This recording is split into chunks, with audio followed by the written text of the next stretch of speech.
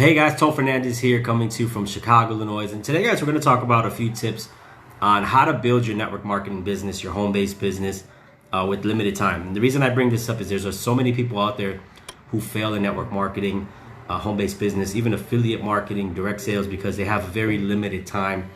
And what happens is, they start their business, they pursue it, but then they realize, man, I'm not making money. They get frustrated, and then what ends up happening is they quit. So before you quit, here's some tips I want to give you that'll help you. I've been in the same position as you, working my home-based business, trying to figure out, you have trial and error, you're trying to figure out, okay, what can I do so I can cash flow? The big thing in the business to determine that it's successful. Yes, we all want to help people, but one of the biggest indicators that you're actually helping people is that you're making money.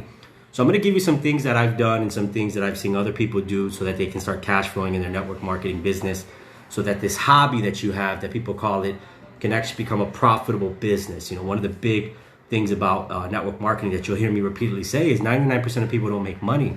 And a lot of people blame the industry, but the truth is it's a lot of what we're taught, a lot what we do. So I'm going to give you guys some tips on how to grow your business, with limited time, super spare time, super part-time, some tools and resources that you can incorporate so that your business can start growing. And by the way, you can cash flow by Christmas, guys, so that by Christmas you got some money in your pocket so you can do what you want to do this year. And you won't go another year just frustrated with your business because you're not making money. So the first thing, and it's the most important, is time management. I remember when I first started this industry, I said, man, if I didn't have my job, then I would be able to grow my business more. And then one time my mentor was doing a video online. He said, it's not that the lack of time you have, it's the lack of time management. And it was a real kind of eye-opener for me, because I realized that it's true. A lot of us talk about, I don't have time. And he said, listen, if you can't figure out how to manage 2 to 3 hours part-time a day, 2 to 3 hours after work or before work, then how are you going to manage 8 to 10 hours of your day in order to run your business? So the number one thing you want to do is audit your schedule. What that means is take a look at anything that is basically your entire schedule. What are you doing in between, picking up your kids? What are you doing? How long is your commute? What are you doing when you get home from work? And you got to cut the fat. You got to take out the things that are not producing your business. And by the way, if you're thinking in your head, there's two types of people. One person saying, well, I don't want to cut those things out. I don't want to cut out, my TV time. And then the other person is thinking, yeah, I can cut that out. I can cut that out. The person who's thinking, I don't want to cut out, you're not committed yet. So it's going to be hard for you to make money. You're still holding on to your old identity. So it's going to be hard for you to profit in business. So that's number one, is create an audit of your schedule. Now, the best resource I can tell you is just simply print out a blank schedule, right? An hour by hour schedule, kind of like the ones you have at work when they give you your work schedule. Have a blank one for the week or for 2 weeks, and just take a look. Okay, I'm doing this at this time, doing this at this time, doing this at this time, and write everything down. If you promised your uncle that you're going to take him to the doctor, write that down too. And any white space you have available, just do some money-making activity in your business. So the first thing is time management. The other thing about time management too is you can look at, it's not only removing non-money making activities, but also auditing. Okay, what am I doing on my lunch break? What am I doing? Can I wake up an hour earlier? Can I go to bed an hour later? Can I cut out TV time?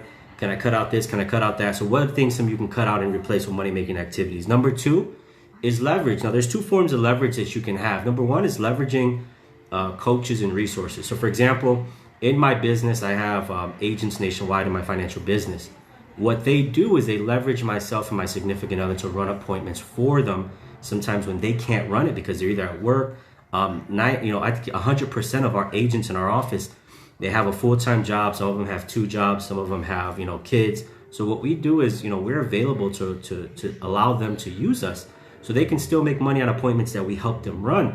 Now, obviously, the goal is for them to transition full-time, but leveraging somebody like a coach, like a mentor, to help you run appointments is key. The other leverage that you can do is start building a business. Now, when you build a business, I want you to think of like a McDonald's, right? When you build a team, when you build your McDonald's franchise, you have your staff. That staff eventually runs it full-time.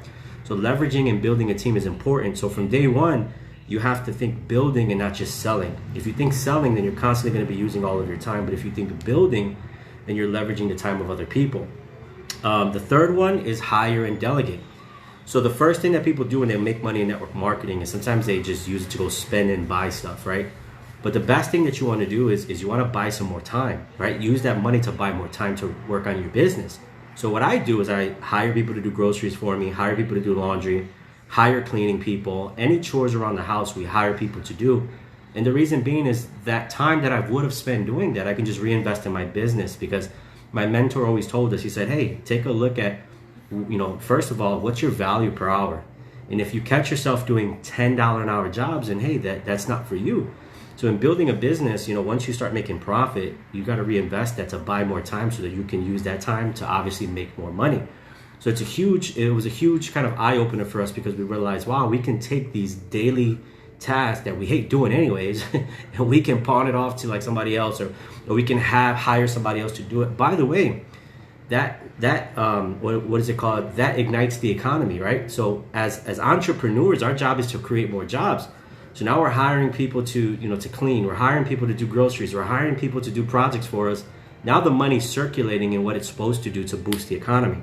So number 3 is hire and delegate. And then eventually, so the first part of hire and delegating was your home stuff. Eventually, you can hire and delegate the tasks in your business, like paper shuffling, hire an assistant. And what ends up happening is now you can spend more money on the money-making activities. So your goal as a business owner is to make sure that your business is running, but that you're doing most of the money-making activities, because as business owners, sometimes we get caught in everything else but growing the business. So number 3, hire and delegate. Number 4, create and incorporate systems. We have a system that allows part-time and spare time people in our business to grow. We have literally twice a week where we have trainings and we have meetings, right? Those trainings and meetings are allowed for that, people can incorporate, people can jump on, and a mass amount of people can be trained, can be educated, and can basically learn the business while leveraging the time of somebody else. So create systems that allow you to work even when you're not involved, that allow you to plug in people. And the most important part of plugging in people, it allows you to free up your time so you can work on other things. And then number 5, use technology. With the incorporation and the growth of social media, there's been just a huge amount of emphasis on people using automation and people using technology to free up some time. For example, I was on YouTube the other day, and I was using a YouTube video to attract people to get clients in my business and to get agents in my business. Because of how strategic I got with the YouTube videos, I was able to use old videos that I already posted in order for me to get people who are currently interested. So if you properly use social media, if you properly use technology, you can use information that people can see over and over and over again that allows you to free up your time. That's why it's important to build a brand, because what happens is when you put these videos, when you put this content, when you put the blog, when you put the article, when you put something out there, what happens is that stays on the web. And when people do the search and they find a keyword, hey, I'm looking for this, your content shows up because you're consistent. You start trending for that topic, you start trending for that, and what ends up happening is that you use technology in order for you to get clients. Even though that video or that article was posted years ago, you're still getting people inquiring information about that. So use technology and learn how to use it, and the important part, use technology to build your brand. So in order for you guys to become successful in network marketing, those who has limited time, is you just really have to hone in on, okay, how am I going to execute this and be consistent? Because there's so many people that just want to wing it, and and the problem is they look at that one guy or that one girl who they just killed it, and they had limited time, and all they did was just start their business, and now they're making millions. And that's an anomaly. Anomalies are not something you want to duplicate. You want to duplicate the consistent. You want to duplicate the person who's hardworking. It's like if I wanted to play basketball, and I had very limited physical abilities. Well, I can't come in and say, man, I want to be like LeBron, because LeBron, he could just do what he does because of his physical abilities. Don't get me wrong, I know he works hard, but his physical abilities alone, I can't duplicate that. But I can come in and look at somebody like Steph Curry, and I can say, man, Steph Curry takes this many shots. He takes it, he works his ass off. That's why he's so good. I can duplicate that more than I can duplicate LeBron. And by the way, both great players. I'm not saying I personally can do that, but the philosophy behind it. So incorporate that philosophy in your business, right? Don't look at the fancy guy who has a network of thousands of people who just started today and he's making millions. No, you can't duplicate that. You don't have his network. You don't have his background. But what you can duplicate is that person that came on board, right? From another, they weren't even from the United States, started their business, barely spoke English, but what they did is they worked day in, day out, and they never stopped. And all of a sudden, they looked up and they reached the heights. They reached, big goals. That's what you can duplicate, because you can duplicate hard work. You can't duplicate, somebody else's God-given, gifts. So I just wanted to share, just to kind of summarize, work on your time management, get your schedule audited, audit your schedule. If you have to do it with somebody else, hey mentor, hey coach, can you take a look at this, help me out here. Number 2, use leverage your sidelines, people in business with you. Leverage your coaches, hey, can you help me with this? And then build a team so that you can leverage that and you can create leverage in your business. Number 3, hire and delegate the home tasks, guys. Those $10 an hour jobs, transition yourself out of doing them. Get a nanny, do things like that so you can free up your time to do business. And then when your business starts to grow a little bit, hire on an assistant, hire on somebody that can take care of the back end stuff. Number 4, create and incorporate systems. Systems stands for save yourself time, energy, and money. My mentor used to say, systems allow ordinary people to do extraordinary things, right? Look at the McDonald's system.